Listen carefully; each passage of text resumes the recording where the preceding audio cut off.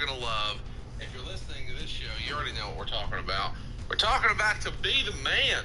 You see, the foul-mouthed, boozed-up bruisers of the graphic novel series To Be the Man are back, and they're kicking Evil's ass in and out of the ring. If you didn't hear Bruce talk about To Be the Man in the Morning Deuce, well, To Be the Man, Evil Ain't Good is a hilarious, action-packed, and gorgeously illustrated new comic about two huge-fueled pro wrestlers. And there are other wrestling comics out there, but you sure as shit won't see the blonde-haired babyface pile-drive a zombie till his fucking head explodes in any of those. Not to mention all of the chocolate titties. All right, calm down, Bruce. Those come out in Chapter 5. Chapters 1 and 2 of To Be the Man are available now on Amazon and ToBeTheManComic.com. So follow at To Be the Man Comic on social media and get your very own copy of To Be the Man, Evil Ain't Good today, brother. And To Be the Man has been a sponsor here for a while, so we're glad to have them back. Support us and support them, and go check them out at To Be the Man Comic, or check them out on Amazon. It's good stuff.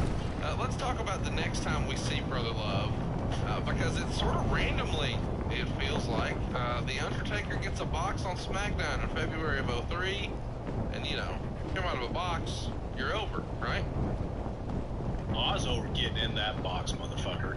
Yeah, I blame Paul Heyman and Brian Gewirtz, David Lagana for even suggesting me and bringing it up. But I guess it made sense because it was Philadelphia, the city of brother love, and it was Undertaker. So, I get it. Another one I really didn't necessarily want to do, but it was a blast. Because it was the first time that I really got to work with Undertaker in an adversarial role, and he wasn't really sure what the hell I was going to do, and I got to have a little fun in there with him by hugging him and holding on to him until I finally dropped. That son of a bitch didn't break, and he's hard to break character.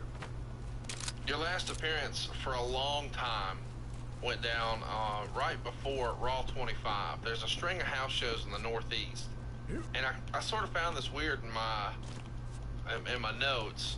Like, why are you back here sort of randomly working house shows with Vince McMahon and Zach Gowen? It doesn't make any sense. Well, the angle at the time was with Roddy Piper and Zach Gowen and Vince and so on and so forth, and Piper had gotten fired for his comments on HBO. Roddy was no longer with the company. We had a whole string of house shows that had advertised Roddy Piper and Zach Gowen doing some stuff. So Vince and I are talking, and he's like, "What do you suggest?" And I made the suggestion, "Well, Vince, I mean, you're in the angle with Zach. Why don't you make the shows? You replace me. If you're going to replace somebody, you always try to replace them with a bigger star, or at least equal to. And replacing Roddy Piper with Vince McMahon, to me, made sense." And he countered that with, "Why don't we both do it?" What the fuck am I going to do? So we'll bring Brother Love back. And that was to supplement Roddy Piper's absence, was bringing Brother Love and Vince McMahon to the house shows on this whole loop. If we get there, Vince looks at me and says, "What are we going to do?" I don't know. I thought you had an idea when you suggested bringing me on this little charade. And we went out, man, and every night, and it got to be what I could get away with each and every night. But I would go out and I would start the thing as Brother Love, and then I would bring Vince out. And I would lay hands upon Vince, and I would heal him in the ring. And I actually got him down on his knees one night.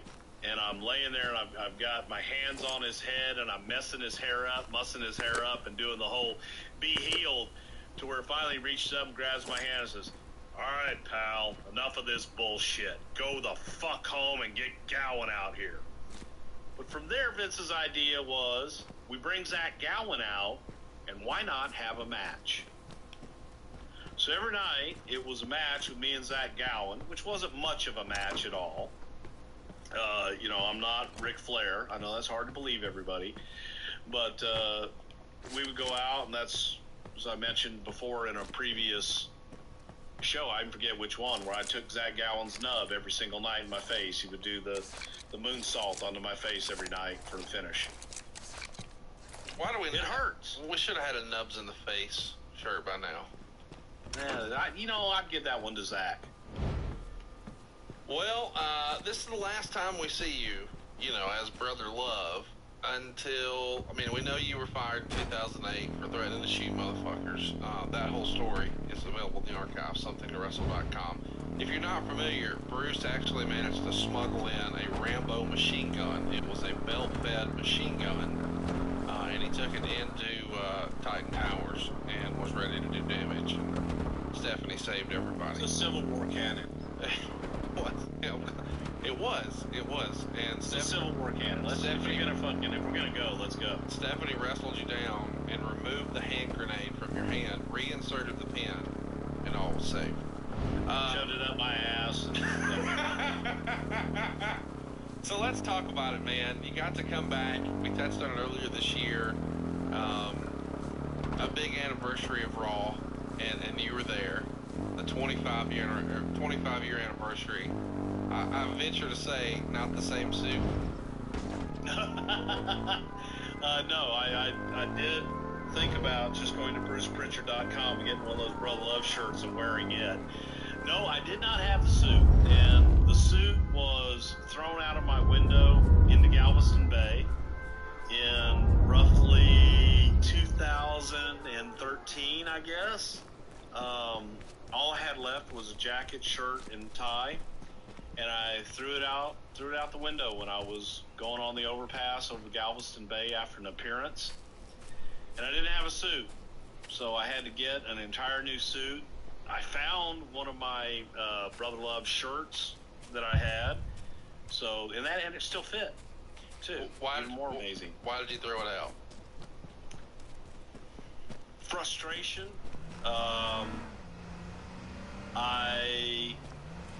I just was really frustrated, and I was done. I felt I was done with the business. I felt I was done with the history of Brother Love. I didn't want to do it, didn't want to be associated with it anymore.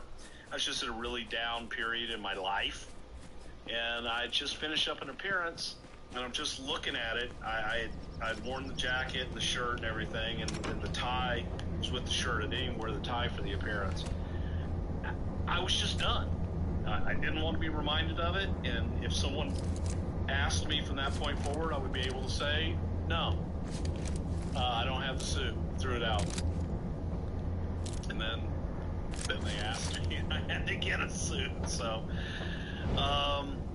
it was pretty cool. It was nice going back. It was nice putting the suit on, and it was nice saying I love you to a television audience, and being welcomed back.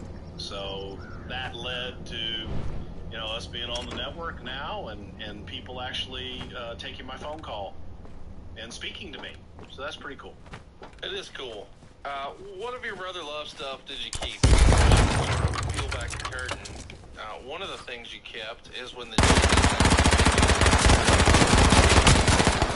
little graduation robe, and you gave that to me. Now, but you probably kept some stuff for your other kids. I don't know this. Brother Love. I have the original Book of Love, and the original one I have the original one. The second one that was made, I gave to one of my best friends, an attorney, Mr. R.G. Taylor, R.G. Taylor Law, and he has that, but it was kind of special. And I have a lot of the rings that I wore. Other than that, I don't have a whole lot from my Brother Love.